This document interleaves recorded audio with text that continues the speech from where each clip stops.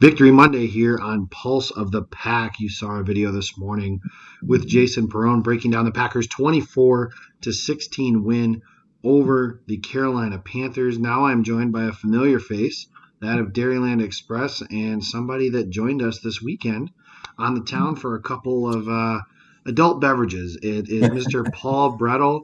Paul, a couple of IPAs there. How hungover were you?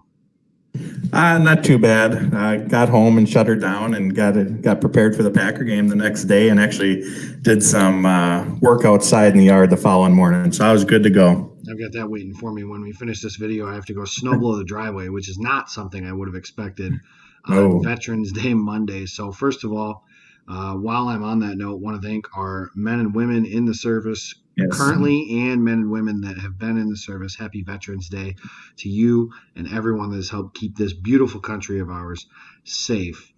Paul, anything you want to add to that real quick? I guess I can give you a chance too. No, I just want to, same sentiments as you, say thank you. Jacob and I wouldn't be sitting here talking about football if it wasn't for all the men and women that are serving and have served in the past. So thank you very much. That's right. So the Packers are now 8-2 after a big win yesterday. Paul, take me through just a little bit some of your thoughts on the goal line stand there at the end. Were you certain they were giving the ball to McCaffrey? I remember thinking just before the play that, like, this might be a run because they were so close to the end zone. You're not going to run it on the final play of the game from like the 8 or 9 yard line. But once they got the offsides penalty to get them down inside the 5, it certainly became a possibility.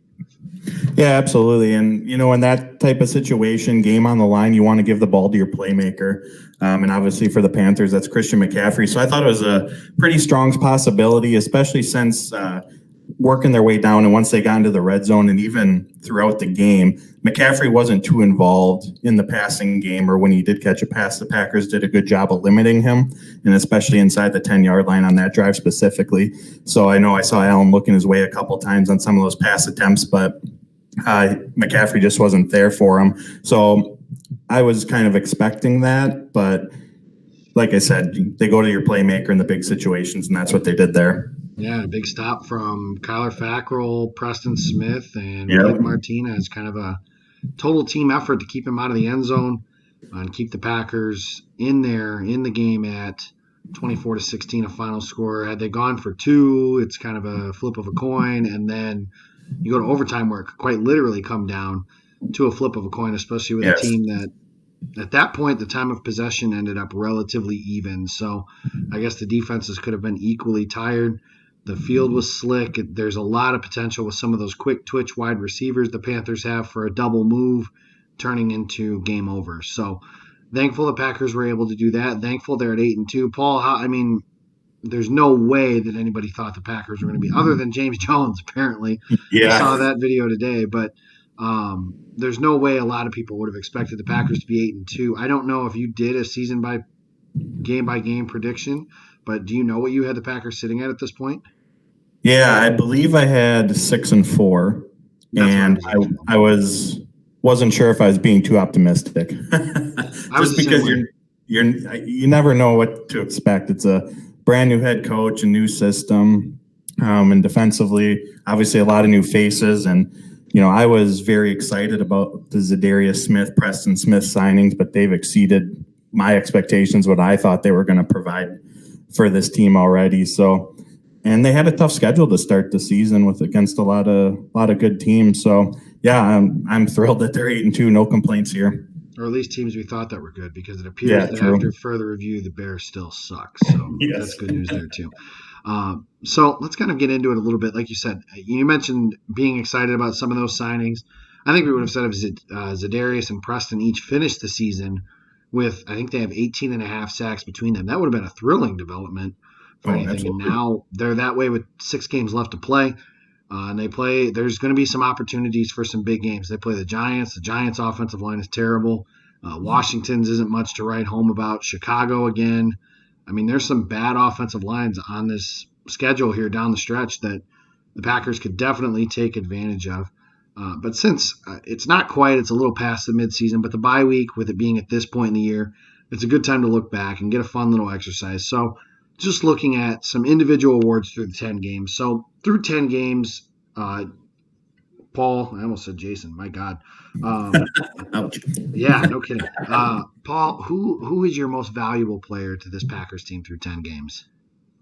That's a tough one. Obviously, could go with Aaron Rodgers, but just to be a little bit different, I'm going to go with Zadarius Smith.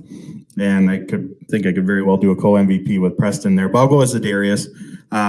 Just the mentality that he's brought to this team as a leader in the locker room, and bringing the celebration, the excitement back. The last couple of years, obviously losing doesn't help, but football didn't look very fun for this Packers team. But this year it is. You get a sack, there's a celebration, whether it's him, Preston, or whoever else. If there's a turnover, they're heading to the end zone for a picture. So just in the off the field stuff alone, I think his contributions have been huge.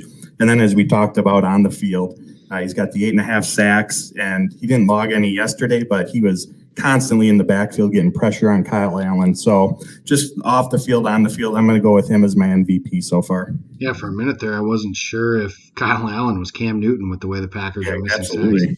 And then at the end there, I know Zadarius missed at least one, maybe another one. But I'm going to agree with you. I think Zadarius Smith's been this team's MVP. He has set the tone on defense. He set the tone. It appears him and Preston have really changed the culture of that defense and really the whole football team. I think that's definitely a positive. This is a team that, like you mentioned, needed an injection of some new culture. Obviously the coaching change was going to do some of that as well, but ultimately it's the players that carry the weight on the field and in the locker room. It doesn't really matter what the coach is saying too much if the players aren't able to carry some of those things out. So thankfully, Matt LaFleur has embraced the Packers' desires and the players' desires for just some fun out there on the field. Aaron Rodgers certainly in the running. He's had a good season. I just think there's too many games where it's like, okay, he played all right. And it's nice that Green Bay has won in spite of him not playing like Superman. I think that's when the Packers fired Mike McCarthy, that was the hope, was that the Packers could find a way to get a coach and just some structure around the quarterback that helps him so he doesn't have to play like a god every single game for Green Bay to win. Honestly, if you look at yesterday's game against Carolina, if I told you Aaron Rodgers threw for just over 230 yards, no touchdowns, didn't turn the ball over, but 3 years ago, what's the final score of that game? Probably pretty lopsided in the other team's favor. So that's been a positive. Let's move to Offensive Player of the Year. I think this one should be easy. It's Aaron Jones. He leads the league in touchdowns. He's been a star in every sense of the word. He iced the game against Kansas City. That's a big testament to just how much this team trusts him, I think. And then you get into just the stuff he's been able to do on the ground. He fits this system to a T. I don't want to talk for 10 minutes on Aaron Jones and how awesome he's been, even though we definitely could. But just give me a few bits on, what do you think as far as how refreshing it's been to see 33 on the field? 100%. When they drafted him in 2017, we've seen these little flashes here and there of the player that he is and who he could become. The thing going against him, though, is the lack of opportunities. And he's had those opportunities under the floor, and he's taken advantage of it. We're 10 games in, and he's already nearing 1,000 total yards this season. I know he's close to 600 rushing. I think he's got 350 or 60 in the passing game, along with the touchdowns as well. And just the role he played without Adams during that month 4-game stretch, he was Rodgers' top receiving target.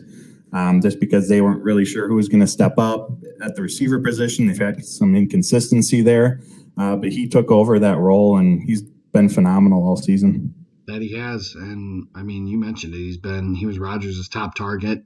They featured him in the passing game. I'm eager to see what they do over the bye week because there was a play. I think it was Zach Cruz of the Packers Wire just shared. Rodgers ended up throwing a 9 route to Adams in the end zone, and Aaron Jones could catch the ball and honestly might have scored. At very minimum, he's inside the 10. It's there. Let's just say that. It's there. I would like to see – I know Jones hasn't had a whole lot of targets in the passing game since Adams has returned. I think that's something that they'll remedy, especially with a big game against the 49ers coming up here in 2 weeks. Defensive Player of the Year gets a little interesting because we mentioned Zadarius Smith as the most valuable player on this team, but value, that's a word that can create a muddy water. Like in baseball, when we talk about MVP awards, is it the player who had the best season? Is it the player who played on a contender? The argument that you get on some platforms is how valuable can someone be to a team that doesn't make the playoffs? That's kind of the argument against Mike Trout every single year in baseball, for example. But this is Defensive Player of the Year. It's our show, so we can kind of make it mean whatever the hell we want it to mean. So, Paul, who's your Defensive Player of the Year through 10 games for the Green Bay Packers? I think I'm going to kind of cop out and go with Preston Smith, although I do think Adrian Amos could be a close second, just what he's provided on the back end, which his team has been lacking in recent years. But I'm going to go with Preston for a lot of the same reasons I mentioned with Zadarius. Those two have been, they're the Smith brothers. They've done a lot of things together since they got to Green Bay, and a lot of the same sentiments they shared about Zadarius off the field and what he provides. Preston's done the same as well, and then on the field, he got to 10 sacks on the season yesterday.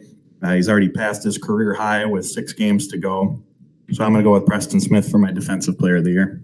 Yeah, I'm right there with you. 10 sacks. I mean, he might be in the conversation for Defensive Player of the Year in the NFL. Mm-hmm. He's been phenomenal. He's been a lot of fun. And the way Mike Pettin can use him, he's almost as perfect of a fit for Pettin's defense as possible, being that big, able to move, fast, rush the passer. He's a good run defender. There's so many plays this year. I remember the Minnesota game specifically.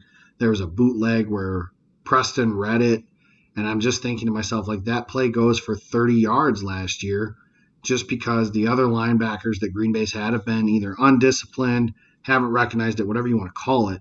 And Preston Smith's been phenomenal at those sorts of things. So I'm right there with you. Preston gets Defensive Player of the Year from me. You could definitely go with Adrian Amos. You can go with Zadarius Smith as well.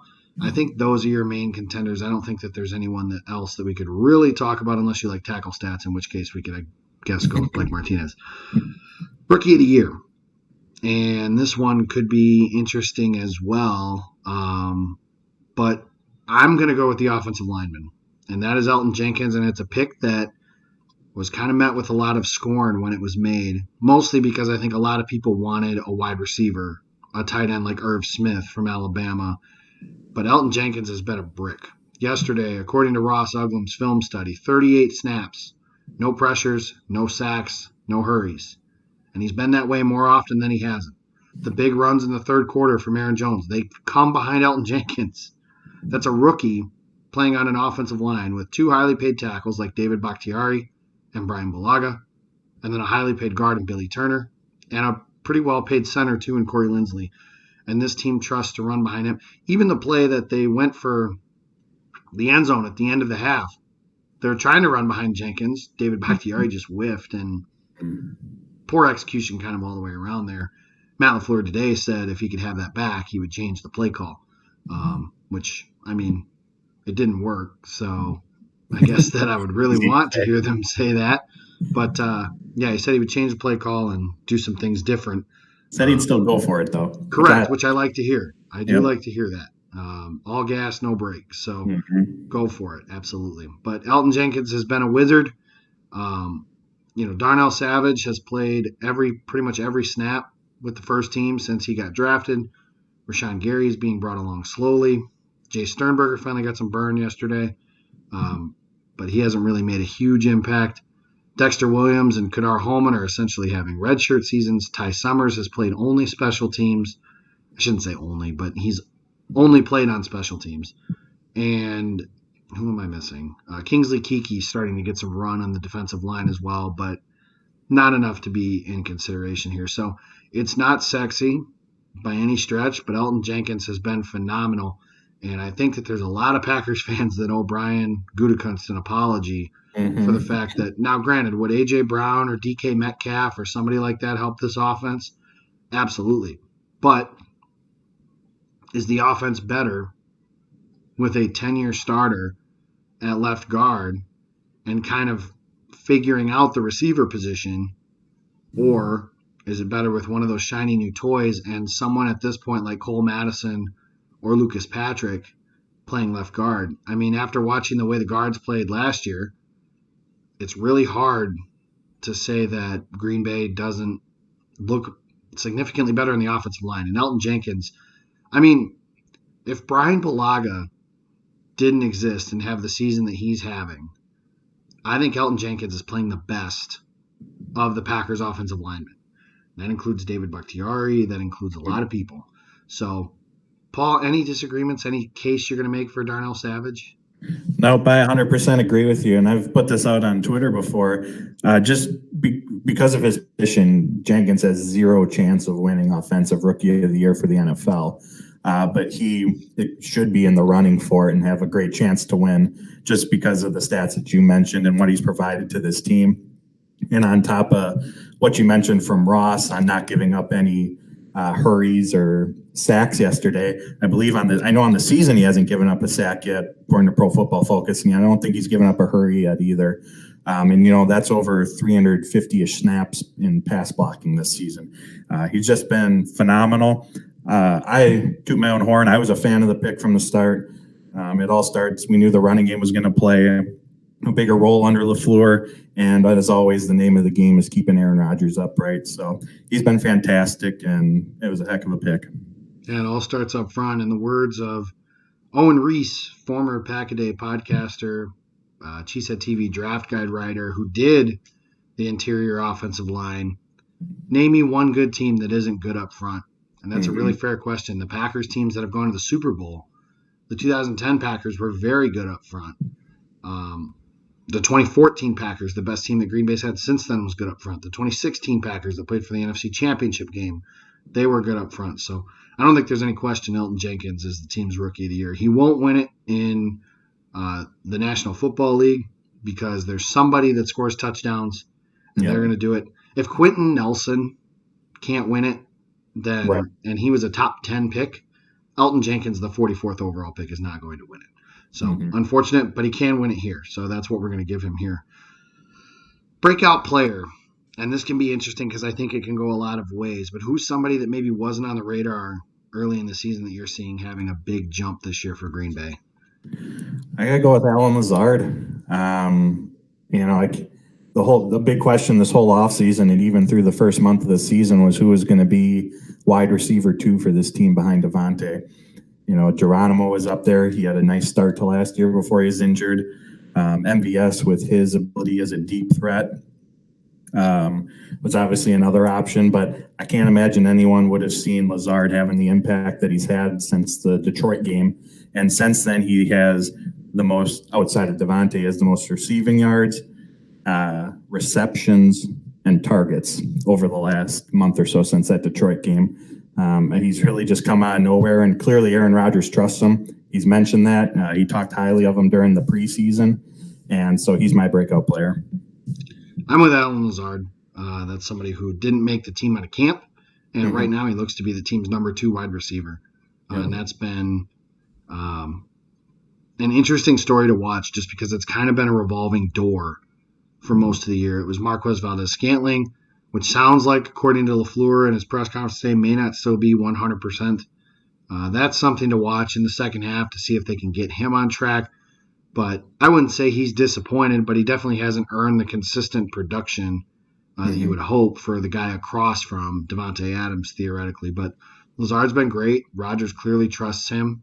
I think that's going to be a positive for Green Bay. He's somebody that, because right now, I mean, if you think about it, a lot of us want the Packers to retool that wide receiver room. Now, whether or not they think they should is another story, but let's just assume that they do. That means all of these young guys, save for Adams, are auditioning for a new contract or an opportunity, I should say, in 2020. I think Lazard has at least earned that. The rest of the guys, I mean, Valdes-Scantling will be here. He's got a skill set. And, we got a lot of people that are talking about, guys that come back next year. Equinemius St. Brown is one, for example.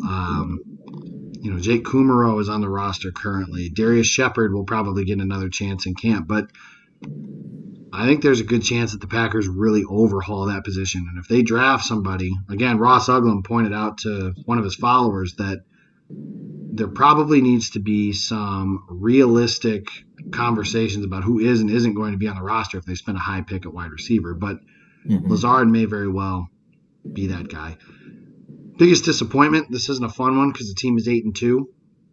With that being said, not everybody's played perfect, but who's been the biggest disappointment to this point in your eyes? Well, that's a good question. Off the top of my head, I think I got to go for me with Geronimo.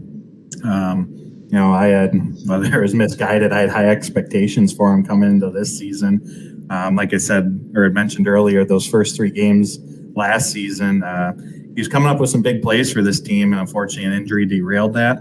And I was kind of expecting him to build off of that. During the preseason and training camp, he was getting a lot of run in the slot, which is an important receiver position in LaFleur's offense. So I thought he was going to get his fair share of targets this season. But he's had the drops, and his targets have gone down, and his yards per catch are way down over the last few games or so. They're just not giving him those attempts downfield, and you got to earn those. So I think I'd go with Geronimo Allison on that one. Geronimo Allison's not a disappointment to me just because I wasn't that big of a fan of his in the first place. My answer is actually David Bakhtiari, and that hurts because he's been the best left tackle in football over the last couple seasons. And whether it's an injury, age, we don't know, but he just hasn't played that well. He's got a ton of penalties against him. He's been giving up sacks, which is like unheard of for him. I suspect that is something that will change after the bye week, and I really hope it does because the Packers are really, really good when they have their 2 tackles playing like bookends and they don't have to give them help. That's a huge advantage when you don't have to give your tackles help. It's one more person that can be in the pattern, obviously. Last one is an unsung hero. Who's somebody that maybe is under the radar that we aren't talking about that much, that you think has had a good season or has contributed a lot to the Packers' state of an 8-2 team? I'm going with the opposite side of Bakhtiari. I'm going Brian Bulaga. He catches a lot of flack from fans for his injury history, and yes, he has missed some time, but he's been very good this season. He had a rough outing against Los Angeles, but the whole team did for the most part. But they've gone against some tough edge rushers, the Bears, Vikings, the Cowboys, Eagles, Raiders. They all have stout edge rushers, and he's done a fantastic job this season of keeping Aaron Rodgers upright. He's been healthy for the most part. He's been nicked up, obviously, but he's been out there playing. So he's going to be my unsung hero for to the bye week. Okay, Bulaga's a great choice because there's a lot of conversation that takes place on him every year on whether they can keep him or not. I'm hoping this offseason leads to an extension for him. I agree. A short one if he'll take it. Maybe Bulaga could get a lot of money from somebody else that if Green Bay's not willing to pay him. And as far as how the salary cap works, I'll tell you guys the same thing I say all the time. I'm no cap guy. I don't pretend to understand the cap. And those that do, I commend them. But NFL teams have somebody that reviews that 24/7, 365. I don't think it's possible for somebody outside of that role to fully understand the cap. So that's up to Russ Ball to figure that out. That's why they have him. That's why they pay him the big bucks. But my unsung hero is going to be Jamal Williams, and I think that Green Bay needs to protect him at all costs. He's one of those guys that is good at everything, maybe not great at anything. Williams kind of gets the flack because in recent years, Mike McCarthy started him over Aaron Jones, and we were given reasons that we weren't necessarily fans of. But that doesn't make Williams less of a player, and I really think he's found his niche, a very good role for him in this offense. He's a tough runner. He's a mutter when it's nasty outside, which it will be at Lambeau Field in December. Newsflash. That's kind of when he starts to take over. He's a good receiver out of the backfield, very good as a blocker. Him and Aaron Jones have both been very good this year in blitz pickups, and he's freaking hilarious. Who doesn't love a Jamal Williams interview? This year he's compared himself to a mermaid and SpongeBob. Frozen, the movie Frozen. He said he felt like he was in the movie Frozen, and today he kind of started to answer a question, then told the reporter, I'm not going to lie, halfway through your question I stopped listening. We'll chalk that up to him being ready for the bye week instead of being rude, but I am going to go with Jamal Williams. Ultimately, the good news is the Packers are 8-2. Yep. They're in very good condition to potentially win the NFC North, earn a bye, get a 2 or a 1 seed. They're in there. They kind of control, well, not kind of.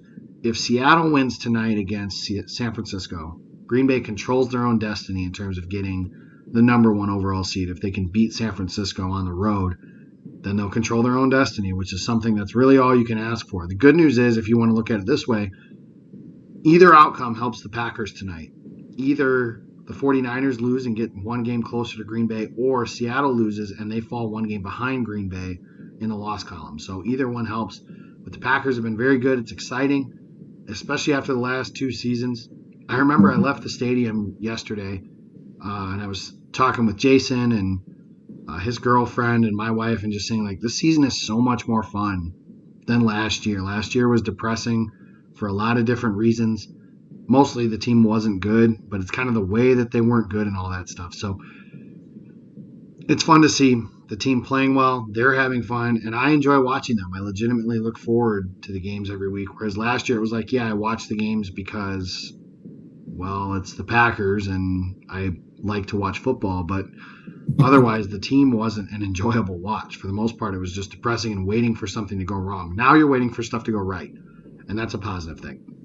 That's going to do it for this edition of the video. Be sure to check us out on YouTube, Pulse of the Pack. Paul Bretl is at Paul_BRETL. And he's got some exciting stuff and some exciting news potentially coming for you here in the near future, but I don't want to steal his thunder, so we'll go through that later on. You can follow me. I'm at Jacob Westendorf. The Packers are 8-2. They'll be on the bye week. Thank you guys for listening, and as always, go Pack, go.